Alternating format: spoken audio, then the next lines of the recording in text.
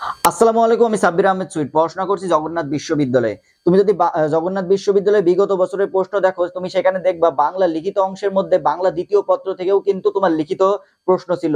তাই আজকের ক্লাসে আমি বাংলা দ্বিতীয় পত্রের অনেকগুলো লিখিত প্রশ্ন নিয়ে আলোচনা করব, যেই প্রশ্নগুলো পরীক্ষায় আসার মতো। চলো আমরা প্রশ্নগুলো দেখে নিই। তো এখানে দেখো, এখানে আমি অনেকগুলো প্রশ্ন লিখেছি। এই প্রশ্নগুলো পরীক্ষায় আসার মতো প্রশ্নগুলো এখান থেকে দেখো। বলছে বাংলা ভাষায় শব্দ গঠনের প্রক্রিয়াগুলো কি কি, উদাহরণ সহ প্রক্রিয়াগুলো ব্যাখ্যা করুন। তো এই প্রশ্ন যদি পরীক্ষায় আসে, তুমি লিখবা যে যে যে উপায়ে বা পদ্ধতিতে নতুন নতুন শব্দ গঠিত হয় সেসব উপায় বা পদ্ধতিকে বলা হয় শব্দ গঠন প্রক্রিয়া। তাহলে যেসব উপায়ে নতুন নতুন শব্দ গঠিত হয় সেসব উপায় বা প্রক্রিয়াকে বলা হয় শব্দ গঠন প্রক্রিয়া। বিভিন্ন উপায় বা প্রক্রিয়ায় শব্দ গঠিত হয়, উপায়গুলো নিম্নরূপ। যেমন আছে উপসর্গ যোগে শব্দ গঠন। শব্দের শুরুতে উপসর্গ বসে নতুন নতুন শব্দ গঠন করে, যেমন আ প্লাস আর হার আহার, প্র প্লাস হার প্রহার, বি প্লাস হার বিহার, অনা প্লাস হার অনাহার ইত্যাদি। সন্ধি যোগে শব্দ গঠন। পাশাপাশি দুটি ধ্বনির মিলনকে সন্ধি বলে। দুটি বর্ণ বা ধ্বনি মিলে নতুন নতুন শব্দ গঠিত হয়, যেমন বিদ্যা প্লাস আলয় বিদ্যালয়, সু প্লাস আগত স্বাগত, দেব প্লাস ঋষি দেবর্ষি ইত্যাদি। এরপরে দেখো প্রত্যয় যোগে শব্দ গঠন। প্রত্যয় শব্দের শেষে যুক্ত হয়ে নতুন নতুন শব্দ গঠন করে, যেমন ডুব প্লাস অন্ত ডুবন্ত, ইতর প্লাস আমি ইত্রামি ইত্যাদি। তাহলে প্রত্যয় শব্দের শেষে যুক্ত হয়ে নতুন নতুন শব্দ গঠন করে। এবার দেখো সমাস যোগে শব্দ গঠন। পরস্পর অর্থ সঙ্গতি বিশিষ্ট দুই বা ততোধিক পদ এক পদে পরিণত হয়ে নতুন শব্দ গঠন করে, যেমন নীল যে আকাশ নীলাকাশ, সিংহ চিহ্নিত আসন সিংহাসন। এবার দেখো শব্দ দ্বৈত বা দ্বিরুক্তি যোগে শব্দ গঠন। একই শব্দ দুইবার ব্যবহার করে নতুন অর্থবোধক শব্দ গঠন করে, যেমন জ্বর জ্বর, কালো কালো, এগুলো হচ্ছে দ্বিরুক্তি বা দ্বৈত শব্দ। এরপর দেখো পদাশ্রিত নির্দেশক যোগে শব্দ গঠন। টি টা, খানা খানি, গাছা গাছি, টুকু টে, গুলো গুলিন, টুকুন, কেতা, পাটি ইত্যাদি পদাশ্রিত নির্দেশক যোগে নতুন শব্দ গঠন করা হয়, যেমন কলম প্লাস টি কলমটি, দুধ প্লাস টুকু দুধ টুকু, আম প্লাস গুলো আমগুলো ইত্যাদি। পদ পরিবর্তন করে শব্দ গঠন। অনেক সময় পদ পরিবর্তন করে নতুন শব্দ গঠিত হয়, যেমন সুন্দর সৌন্দর্য, সুন্দর সৌন্দর্য, লবণ লাবণ্য, মানব মানবিক, মধুর মাধুর্য, লোক লৌকিক ইত্যাদি। বিভক্তি যোগে শব্দ গঠন করা হয়। বিভক্তি যোগে নতুন নতুন শব্দ গঠিত হয়, যেমন কলম প্লাস কলমে খাতায়, আর মানুষ প্লাস এর মানুষের। তাহলে এগুলো হচ্ছে বিভক্তি যোগে শব্দ গঠন, আর এইগুলো হচ্ছে পদ পরিবর্তন করে শব্দ গঠন। তাহলে শব্দ গঠনের প্রক্রিয়াগুলো যদি আসে, তাহলে এইভাবে তুমি শব্দ গঠনের প্রক্রিয়াগুলো লিখবা।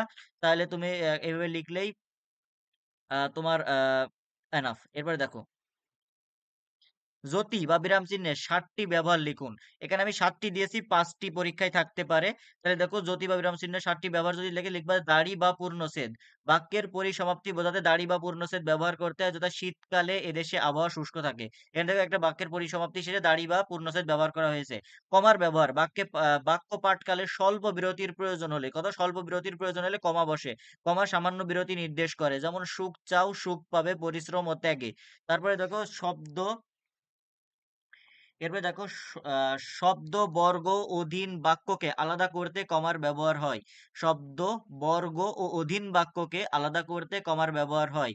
অর্থাৎ কোন সমজাতীয় একাধিক পদের ব্যবহার করা হলে কমা চিহ্ন বসে, যেমন গ্রীষ্ম, বর্ষা, শরৎ, হেমন্ত, শীত ও বসন্ত। বাংলাদেশের ৬ ঋতু দেশ। তাহলে কোনো বাক্যে সমজাতীয় বা একাধিক পদের ব্যবহার হলে কমা চিহ্ন বসে। এরপর দেখো সম্বোধন পদের পরে কমা বসবে, যেমন এই মাঝি এদিকে এসো। মাস তারিখ বার সাল লিখতে কমা বসে, যেমন ১৩ই পৌষ সোমবার ১৪০০ সাল। বাড়ি বা রাস্তার নাম্বারের পরে কমা বসে, যেমন ৫৫০ নম্বর শাহিনবাগ ঢাকা।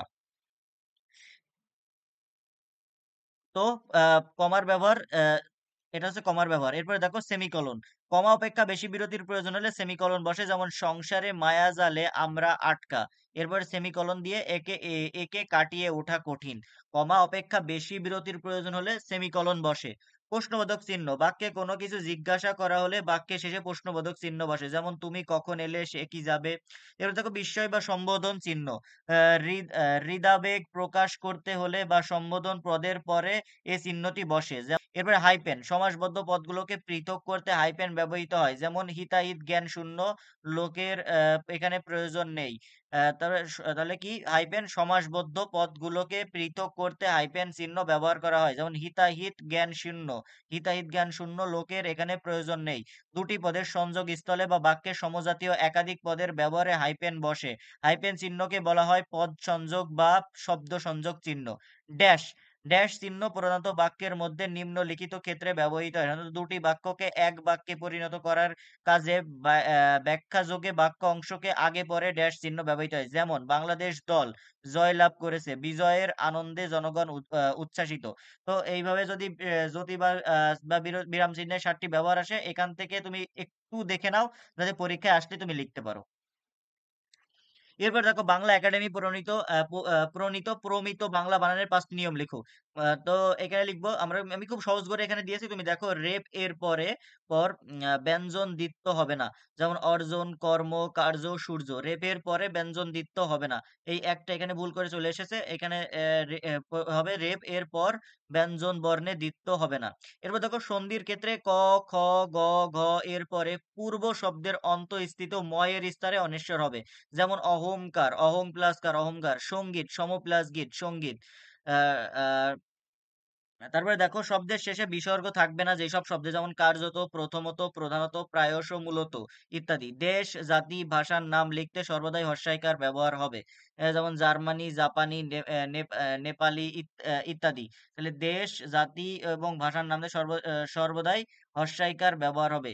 বিদেশি শব্দের বানানে বিদেশি শব্দের বানানের ক্ষেত্রে লেখার সময় পেট কাটা মধ্যাংশ ও মধ্যাহ্ন না হয়ে দন্তেশ্ব ও দন্তেন্য হবে এখানে। তাহলে স্টেশন বানান দেখো, বিদেশি বানান স্টেশন একটা, গভর্নর বানান বিদেশি, স্টুডিও বানান বিদেশি, এগুলো নত্যশব্দ বিধান অনুযায়ী পেট কাটা মধ্যাংশ ও মধ্যাহ্ন হয় না, বিদেশি বানানে দন্তেশ্ব ও দন্তেন্য হয়। এরপরে অর্থগত অনুযায়ী শব্দ কত প্রকার ও কি কি উদাহরণ সহ লেখো। অর্থগত অনুযায়ী শব্দ 3 প্রকার, এক হচ্ছে যৌগিক শব্দ, তারপরে রূঢ় বা রূঢ়ি শব্দ, যোগ রূঢ় শব্দ। তো এখানে যদি অর্থগত অনুযায়ী শব্দ কত প্রকার, এই শব্দগুলোর একটা করে উদাহরণ যদি দাও, যৌগিক শব্দের উদাহরণ হবে গোলাপি, দহিত্র, মধুর, গায়ক, বাবু আনা, চালক, সিকামারা ইত্যাদি। রূঢ় বা রূঢ়ি শব্দ হবে রাখাল, বাসি, তৈল, সন্দেশ, প্রবীণ, গবেষণা, হরিণ, শ্বশুর ইত্যাদি। যোগ রূঢ় শব্দ জলধি, জলদ, বলদ, রাজপুত্র, উদ্ভিদ, পঙ্কজ, সরোজ ইত্যাদি। তো পরীক্ষা যদি আসে এখান থেকে একটু দেখে নেওয়ার চেষ্টা করো। এরপর দেখো সন্ধি ও সমাসের মধ্যে পার্থক্য লিখো। সন্ধি ও সমাসের পার্থক্য নিম্নরূপ। সন্ধি পাশাপাশি দুটি ধ্বনি বা বর্ণের মিলনকে সন্ধি বলে, যেমন হিম প্লাস আলয় হিমালয়। সন্ধি উচ্চারণের দিকে লক্ষ্য রাখে, সন্ধি শব্দকে গতিশীল করে, সন্ধিতে বর্ণে বর্ণে মিলন ঘটে, সন্ধি ধ্বনিতত্ত্বের আলোচ্য বিষয়। এরপরে দেখো সমাস পরস্পর সম্পর্কযুক্ত একাধিক পদের এক পদে পরিণত হওয়াকে সমাস বলে। হিমের আলয় হিমালয়। সমাস অর্থের দিকে লক্ষ্য রাখে, সমাস বাক্যকে গতিশীল করে, সমাসে পদে পদে মিলন ঘটে, সমাস রূপতত্ত্বের আলোচ্য বিষয়। তাহলে সন্ধি ধ্বনিতত্ত্বের আলোচ্য বিষয়, সমাস রূপতত্ত্বের আলোচ্য বিষয়। বাংলা শব্দ গঠনে উপসর্গের প্রয়োজনীয়তা কি? বাংলা শব্দ গঠনে উপসর্গ গুরুত্বপূর্ণ ভূমিকা পালন করে, কেননা উপসর্গ যুক্ত হলে একটি শব্দ সম্পূর্ণ নতুন রূপ ধারণ করে, অর্থের পরিবর্তন ঘটায়, যেমন অপ প্লাস কর্ম অপকর্ম, অপ প্লাস রূপ অপরূপ। উপসর্গ আবার কখনো কখনো শব্দের অর্থের সংকোচন বা সম্প্রসারণ ঘটিয়ে থাকে, যেমন অ প্লাস কাজ অকাজ, সংকোচন, পরি প্লাস পূর্ণ পরিপূর্ণ, সম্প্রসারণ। উপসর্গ শব্দকে প্রাঞ্জল ও সুনির্দিষ্ট অবয়বে উপস্থাপন করে, যেমন সু প্লাস অল্প স্বল্প, এখানে সু উপসর্গটি অল্প শব্দটিকে আরো বেশি প্রাজ্বল করেছে। গঠনগত অনুসারে বাক্য কত প্রকার ও কি কি? গঠনগত অনুসারে বাক্য 3 প্রকার: সরল বাক্য, জটিল বাক্য, যৌগিক বাক্য। সরল বাক্য সিম্পল সেন্টেন্স, যে বাক্যে একটি মাত্র কর্তা একটি মাত্র সমাপিকা ক্রিয়া থাকে তাকে সরল বাক্য বলে। রানা বই পড়ে। মিশ্র বা জটিল বাক্য, যে বাক্যে একটি প্রধান খণ্ড বাক্যের এক বা একাধিক আশ্রিত বাক্য পরস্পর সাপেক্ষভাবে ব্যবহৃত হয় তাকে মিশ্র বাক্য বা জটিল বাক্য বলে। এই বাক্যে একটি অপরটির উপর নির্ভরশীল হবে, এতে একটি প্রধান খণ্ড বাক্য ও আশ্রিত বাক্য থাকবে। তাহলে যদি বই পড়ো তবে পরীক্ষায় উত্তীর্ণ করবে, এটা হচ্ছে একটি প্রধান খণ্ড বাক্য, আর এটা হচ্ছে আশ্রিত বাক্য। এই বাক্যটির উপর নির্ভরশীল। যদি বই পড়ো এটা পূর্ণাঙ্গ সেন্টেন্স হবে না যদি না এই তোমার বাক্যটি দিই, তাহলে এটা হবে কি তোমার হচ্ছে মিশ্র বা জটিল বাক্য। এরপর দেখো যৌগিক বাক্য, পরস্পর নিরপেক্ষ দুই বা ততোধিক মিশ্রিত। আরেকটা জিনিস দেখো এখানে তোমার মিশ্র বাক্যে তুমি যদি তারপরে আছে যে যেহেতু সেহেতু, তারপরে যদিও, তবুও, এরকম কিছু এক তোমার হচ্ছে যোজক থাকবে। তারপরে দেখো যৌগিক বাক্য পরস্পর দুই বা ততোধিক সরল বা মিশ্র বাক্য মিলিত হয়ে একটি সম্পূর্ণ বাক্য গঠন করে, তখন যৌগিক বাক্য বলে। যেমন তার বয়স হয়েছে কিন্তু বুদ্ধি হয়নি, এবং আর, অথচ, বরং, তথাপি, কিন্তু, কিংবা, নতুবা, অতএব, অতএব, তাই, তারপর, এই ধরনের, এই ইত্যাদি দিয়ে যুক্ত থাকলে বাক্যটি চিন্তা ছাড়াই যৌগিক বাক্য হবে। তাহলে এখান থেকে তুমি একটু দেখো।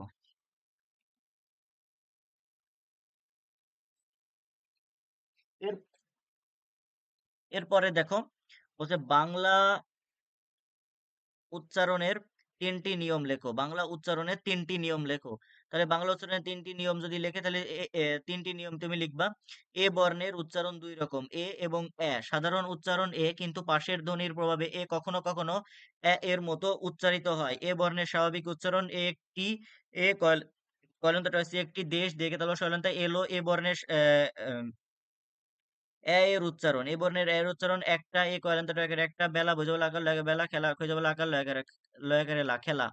ব বর্ণের সাধারণ উচ্চারণ ব, তবে, ব বর্ণের সাধারণ উচ্চারণ ব, তবে, ব, তবে, ফলা হিসেবে এই বর্ণের উচ্চারণের স্বাতন্ত্র্য রয়েছে। শব্দের আদিতে ব ফলার উচ্চারণ হয় না। যেমন ত্বক, ত কয়লেন্দা ত্বক, শ্বশুর, তবে সৈয়কা, তবে শ্বশুরা শ্বশুর, স্বাধীন, তবে সহায়কা স্বাধীন। শব্দের মধ্যে বা শেষে ব ফলা যুক্ত হলে সেই ব্যঞ্জনের দ্বিত্ব উচ্চারিত হয়। অশ্ব, তালবা শয়লেন্দা সৈয়কের অশ্ব। বিশ্বাস, বেশি শয়লেন্দা তালবা সহায়কা তালবর্ষ বিশ্বাস। পক্ষ, প কয়লেন্দা কৈকের পক্ষ। ম বর্ণের সাধারণ উচ্চারণ, ম শব্দের প্রথমে বর্ণে ম ফলা থাকিলে সেই বর্ণ উচ্চারণের সময় ম এর উচ্চারণ অয় চণ্ডবিন্ড এর মতো হয়। যেমন স্মরণ, তবে শহর, একাদে নয়লেন্দা স্মরণ, তবে সহ, তবে একাদে নয়লেন্দা শ্মশান। শব্দের মধ্যে ম ফলা থাকলে সেই বর্ণ উচ্চারণে দ্বিত্ব হয় এবং সামান্য অনুনাসিক হয়। যেমন আত্মীয়, পদ্ম। তারপরে দেখো তালবস্য, পেটকাটা মধ্যাংশ দন্তেশ্ব এর উচ্চারণের নিয়মগুলো লিখো। কখনো তালবস্য এর মতো উচ্চারিত হয়, কখনো দন্তেশ্ব এর মতো উচ্চারিত হয়। দন্তেশ্ব কখনো তালবস্য এর মতো উচ্চারিত হয়, আবার কখনো দন্তেশ্ব এর মতো উচ্চারিত হয়। স্ববর্ণের উচ্চারণ সবসময় তালবস্য এর মতো উচ্চারিত হয়। তো এখানে দেখো পেট কাটা মধ্যাংশ বর্ণের উচ্চারণ সবসময় তালবস্য এর মতো উচ্চারিত হয়। তো বলছে যে তালবস্য এর উচ্চারণ, তালবস্য এর উচ্চারণ, তালবস্য এর বর্ণের তালবস্য এর মতো উচ্চারণ। শত তালবা শ, তো শত সবা শ, তালবা শ একারে শশা। তালবস্য বর্ণের দন্তের শ এর মতো উচ্চারণ। তালবস্য বর্ণের দন্তের শ এর মতো উচ্চারণ হলে শ্রমিক। স্বরাফলা দন্তের স্বরাফলকার ময়ূষী ক হলেন তা শ্রমিক। স্বরাফলকার দয়ালেন দয়া করে দা শ্রদ্ধা। পেট কাটা মধ্যাংশ তালবস্য এর মতো উচ্চারণ। যেমন ভাষা, ভায়াকা তালবস্য একারে ভাষা। 16 তালবস্য সয়কার লয়কার এলো 16। দন্তেশ্ব বর্ণের তালবস্য এর মতো উচ্চারণ সাধারণ, তবে শায়াকার ধায়াকার রয়কার সাধারণ, তালবা শায়াকার মায়াকার নয়লেন নয় করে সামান্য। দন্তেশ্ব বর্ণের দন্তেশ্ব এর মতো উচ্চারণ আস্তে আর সালাম। এরপরে দেখো পরের প্রশ্নগুলো। সাধু ও চলিত রীতির পার্থক্য লিখো। সাধু ও চলিত রীতি যদি পার্থক্য দেয়, এভাবে লিখবা যে বাংলা লেখ্য সাধু রীতির বাংলা লেখ্য সাধু রীতির সুনির্ধারিত ব্যাকরণের নিয়ম অনুসরণ করে চলে এবং এর পদবিন্যাস সুনিয়ন্ত্রিত ও সুনির্দিষ্ট। এ রীতি গুরু গাম্ভীর ও তৎসম শব্দবহুল। সাধু রীতি নাটকের সংলাপ ও বক্তৃতার অনুপযোগী। এ রীতিতে সর্বনাম ও ক্রিয়াপদ এক বিশেষ গঠন পদ্ধতি মেনে চলে। চলিত রীতি পরিবর্তনশীল। 100 বছর আগে যে চলিত রীতি সে যুগের শিষ্ট ও ভদ্রজনের কথিত ভাষা বা মুখের বলি হিসেবে প্রচলিত ছিল। কালের প্রবাহে বর্তমানে তা অনেকটা পরিবর্তিত রূপ লাভ করেছে। এ রীতি তদ্ভব শব্দবহুল। চলিত রীতি সংক্ষিপ্ত, সহজবোধ্য, বক্তৃতা, সংলাপ, আলোচনা, নাট্য সংলাপের জন্য বেশি উপযোগী। সাধু রীতিতে সর্বনাম ক্রিয়াপদ চলিত রীতিতে পরিবর্তন ও সহজতর রূপ লাভ করে। বহু বিশেষ্য ও বিশেষণের ক্ষেত্রেও এমনটি ঘটে। এরপরে দেখো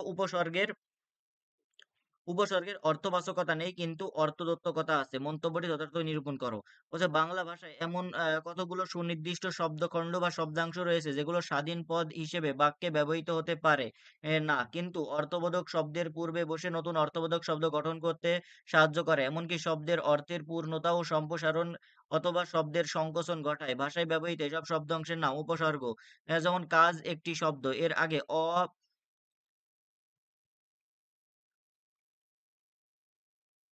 কাজ একটি শব্দ, এর আগে উপসর্গ যুক্ত হয়ে অকাজ, যার অর্থ হলো নিন্দনীয় বা অপ্রয়োজনীয় কাজ। এখানে অর্থের সংকোচন হয়েছে উল্লেখিত সংজ্ঞার্থের মধ্যেই। একথা স্পষ্ট যে উপসর্গ নাম বা কৃদন্ত শব্দের সঙ্গে যুক্ত না হয়ে স্বাধীনভাবে থাকলে এর কোনো অর্থ থাকে না। যেমন অ, প্র, বি ইত্যাদি উপসর্গের কোনো অর্থবাচকতা নেই, কিন্তু নিজস্ব কোনো অর্থ নেই, কিন্তু অর্থদত্তকতা আছে, দত্তনা আছে, অর্থাৎ অন্যের শব্দের আগে বসে উপসর্গ অর্থদত্ত হয়ে ওঠে। যেমন আ প্লাস আর, আহার ইত্যাদি। এরপর দেখো অর্থানুসারে বাক্যকে কয় ভাগে কত প্রকার ও কি কি। অর্থানুসারে বাক্য 7 প্রকার, 7 ভাগে বিভক্ত: বিবৃতিমূলক বা নির্দেশনমূলক বাক্য, প্রশ্নবোধক বা প্রশ্নাত্মক বাক্য, অনুজ্ঞা বা আদেশ সূচক বাক্য, ইচ্ছা বা প্রার্থনা সূচক বাক্য, কার্যকারণাত্মক বাক্য, সংশয় সূচক বা সন্দেহ দোত্তক বাক্য, বিস্ময় বা আবেগ সূচক বাক্য। বিবৃতিমূলক বাক্য বা নির্দেশনমূলক বাক্য: যে বাক্যে কোনো ঘটনা বা ভাব বা বক্তব্য সাধারণভাবে বিবৃত বা নির্দেশ করা হয় তাকে বিবৃতিমূলক বাক্য বলে। যেমন সূর্য পূর্ব দিকে ওঠে, তার বয়স হলেও বুদ্ধি হয়নি ইত্যাদি। এরপরে দেখো যে প্রশ্নবোধক বাক্য: যে বাক্যে কোনো ঘটনা বা ভাব সম্পর্কে জিজ্ঞাসা বা প্রশ্ন সূচক অর্থ প্রকাশ পায় তাকে প্রশ্নবোধক বাক্য বলে। আপনি কেন ভূতে বিশ্বাস করেন? বাসটা কখন ছাড়বে? অনুজ্ঞা বা আদেশ সূচক বাক্য: যে বাক্যে আদেশ, নিষেধ, অনুরোধ, উপদেশ ইত্যাদি অর্থ প্রকাশ করে তাকে অনুজ্ঞা বাক্য বলে। যেমন সদা সত্য কথা বলবে। ইচ্ছা বা প্রার্থনা সূচক বাক্য: যে বাক্যে ইচ্ছা, অভিপ্রায়, প্রার্থনা, কামনা, বাসনা ইত্যাদি প্রকাশিত হয় তাকে ইচ্ছা বা প্রার্থনা সূচক বাক্য বলে। আপনি দীর্ঘজীবী হন। কার্যকারণাত্মক বাক্য: যে বাক্যে ক্রিয়া নিষ্পত্তি কোনো বিশেষ শর্তের অধীনে এমন বোঝায় তাকে কারণাত্মক বাক্য বলে। যেমন মন দিয়ে পড়াশোনা না করলে পাশ করা যায় না, যদি বলো আসবো। এটা থেকে সংশয়সূচক বাক্য: যে বর্ণনাত্মক বাক্যে বক্তব্য, বিষয় সম্পর্কে সন্দেহ, সংশয়, সম্ভাবনা, অনুমান, অনিশ্চয়তা ইত্যাদি ভাব প্রকাশ পায় তাকে সংশয়সূচক বাক্য বলে। এটা থেকে বিস্ময় বা আবেগ সূচক বাক্য: যে বাক্যে আনন্দ, বেদনা, বিস্ময়, কৌতূহল, শোক, ঘৃণা, আবেগ, উচ্ছ্বাস ইত্যাদি ভাব প্রকাশ পায় তাকে বিস্ময় সূচক বাক্য বলে। যেমন সি সি তুমি এত নিচ। উপসর্গ প্রত্যয়ের মধ্যে পার্থক্য কি? উপসর্গ শব্দ বা ধাতুর আগে বসে নতুন শব্দ গঠন করে। উপসর্গ অন্য শব্দের পূর্বে বসে তার অর্থের পরিবর্তন ঘটায়। যেসব অব্যয়সূচক শব্দ বা শব্দাংশ কৃদন্ত বা নাম শব্দের পূর্বে বসে অর্থের সম্প্রসারণ, সংকোচন, পরিবর্তন ঘটায় তাকে উপসর্গ বলে। যেমন ফল একটা শব্দ, এর আগে বি বসে উপসর্গ গঠিত হয়ে বিফল শব্দটি গঠিত হয়েছে। উপসর্গ বিভক্তির মতো ব্যবহৃত হয় না। প্রত্যয় ধাতু বা শব্দের পরে বসে নতুন শব্দ গঠন করে। প্রত্যয় ধাতু বা শব্দের পরে শুধুমাত্র নতুন শব্দ তৈরিতে সাহায্য করে। যে বর্ণ বা বর্ণ সমষ্টি কোনো শব্দ বা ধাতুর পরে যুক্ত হয়ে নতুন শব্দ গঠন করে তাকে প্রত্যয় বলে। যেমন ক্রি প্লাস ধাতুর সাথে তব্য যুক্ত হয়ে প্রত্যয়, কর্তব্য যুক্ত হয়েছে। প্রত্যয় সাধিত শব্দের সাথে কেবলমাত্র বিভক্তি যুক্ত হয়ে তা বাক্যে ব্যবহৃত হতে পারে। অনুসর্গ কাকে বলে? অনুসর্গ শব্দটি অনু অর্থ পরে সাথে আর স্বর্গ মানে সৃষ্টি বা ব্যবহার। বাংলা ভাষায় এক ধরনের সহায়ক শব্দ বাক্যে অন্য কোনো পদের পরে বসে শব্দটিকে বাক্যের সঙ্গে সম্পর্কিত করে কিংবা বিভক্তির মতো কাজ করে। এগুলো অনুসর্গ নামে পরিচিত। পদের পরে ব্যবহৃত হয় বলে এগুলোকে স্বর্গ বা কর্ম প্রবচনীয় বলা হয়ে থাকে। অনুসর্গ অব্যয়ের মতো, তাই এদের বিভিন্নভাবে ব্যবহার করলেও আকারের কোনো পরিবর্তন হয় না। যেমন বিনি, সুতাই, কাঁথা, মূল, মালা। তোমার অনুসর্গের শ্রেণীবিভাগ: গঠন ও ব্যুৎপত্তিগত অনুসারে অনুসর্গকে ভাগ করা চলে। ব্যুৎপত্তিগত অনুসারে অনুসর্গকে 2 ভাগে ভাগ করা যায়, যথা নাম ও বিশেষ্য অনুসর্গ, ক্রিয়া অনুসর্গ। বাংলা ভাষায় অপপ্রয়োগ বলতে কি বোঝায়? সাধারণত কয়টি কারণে অপপ্রয়োগ ঘটে থাকে ব্যাখ্যা করো। অপপ্রয়োগ: বাংলা ভাষায় ব্যবহৃত যেসব ব্যাকরণের নিয়ম অশুদ্ধ হলেও বহুল প্রচলিত তাকে অপপ্রয়োগ বলে। যেমন অশ্রুজল।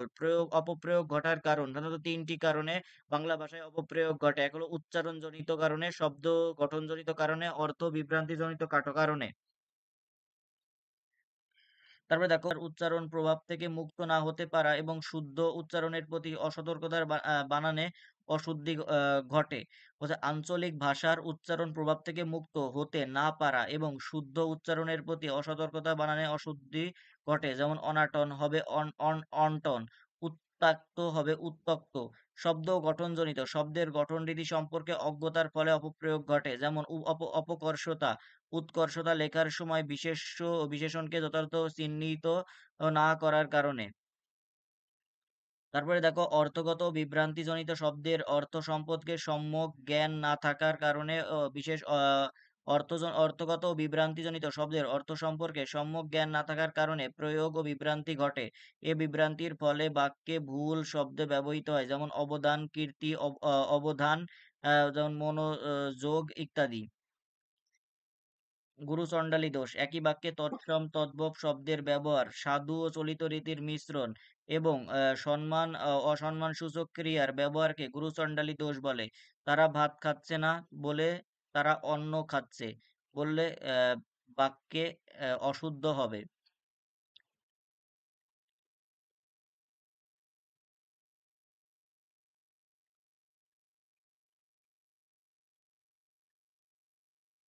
চর্যাপদ সম্পর্কে লিখুন। চর্যাপদ অন্যান্য নামসমূহ। চর্যাপদ সম্পর্কে পরীক্ষা আমি এখানে দিয়েছি, এখানে দেখো। চর্যাপদের অন্যান্য নামসমূহ: চর্যা, চর্য বিনিশ্চয়, চর্যা গীতিকোষ, চর্যা গীতি, চর্যাপদ একটি গানের সংকলন। এটি মাত্রাবৃত্ত ছন্দে রচিত। চর্যাপদ সহজিয়া বৌদ্ধ ধর্মাবলম্বীদের সাহিত্য। 1907 খ্রিস্টাব্দে মহামহোপাধ্যায় হরপ্রসাদ শাস্ত্রী নেপালের রয়্যাল লাইব্রেরি থেকে চর্যাপদের একটি খণ্ডিত পুঁথি উদ্ধার করেন। ভাষা: আলো আধারী ভাষা বা সান্ধ্য ভাষা। চর্যাপদের ভাষা অস্পষ্ট ও দুর্বোধ্য, সেই কারণে চর্যায় ব্যবহৃত ভাষাকে হরপ্রসাদ শাস্ত্রী বলেছেন সান্ধ্য ভাষা। চর্যাপদের ভাষাকে বাংলায় প্রতিপন্ন করেন সুনীত কুমার চট্টোপাধ্যায়। চর্যাপদের রচনাকাল ডক্টর মোহাম্মদ শহীদুল্লাহর মতে 650 সালে, আর সুনীত কুমার চট্টোপাধ্যায়ের অধিকাংশের মতে 950 থেকে 1200 সালে। চর্যাপদের মোট পদ সংখ্যা বা গান সংখ্যক ডক্টর মোহাম্মদ শহীদুল্লাহর মতে 50টি, সুকুমার সেনের মতে 51টির মধ্যে পাওয়া গেছে 51টি, এর মধ্যে পাওয়া গেছে 46টি, মতান্তরে 46.5টি। চর্যাপদের কবিদের সম্পর্কে সংক্ষেপে লিখুন। চর্যাপদে মোট রচয়িতা বা লেখক ডক্টর মোহাম্মদ শহীদুল্লাহ 23 জন, সুকুমার সেনের মতে 24 জন। চর্যাপদের প্রথম পদটির রচয়িতা ডক্টর মোহাম্মদ শহীদুল্লাহর মতে সবর পা, অধিকাংশের মতে লুই পা। বাংলা সাহিত্যের আদি ও প্রাচীন কবি কে? তাহলে হচ্ছে আদি ও প্রাচীন কবি লুই পা। চর্যাপদের সবচেয়ে বেশি রচনা করেন কান্নপা, তিনি মোট পদ রচনা করেন 13টি, তাই তিনি চর্যাপদের রচয়িতা। চর্যাপদের বাঙালি রচয়িতা সবর পা, তিনি চর্যাকর ছিলেন। বলছে চর্যাপদের কবিরা পদ রচনা করতেন বলে তাদের নামের সাথে পা যুক্ত হয়েছে। পদ বা পা বা পাল রাজবংশের আমলে বলছে চর্যাপদের কবিরা পদ রচনা করতেন বলে তাদের নামের সাথে পা যুক্ত হয়েছে। পদ বা পা। পাল রাজবংশের আমলে চর্যাপদ রচনা শুরু হয়। তো আমি আজকে অনেকগুলো প্রশ্ন নিয়ে আলোচনা করলাম, যদিও খুব দ্রুত আলোচনা করেছি। তো এখান থেকে পরীক্ষায় যদি প্রশ্ন আসে, এখান থেকে তুমি পরীক্ষায় লিখে আসবে, তাহলে তুমি একটা ভালো মার্ক পাবে। তো দেখা হবে পরবর্তী ভিডিওতে। ততক্ষণ সবাই ভালো থাকো। আসসালামু আলাইকুম।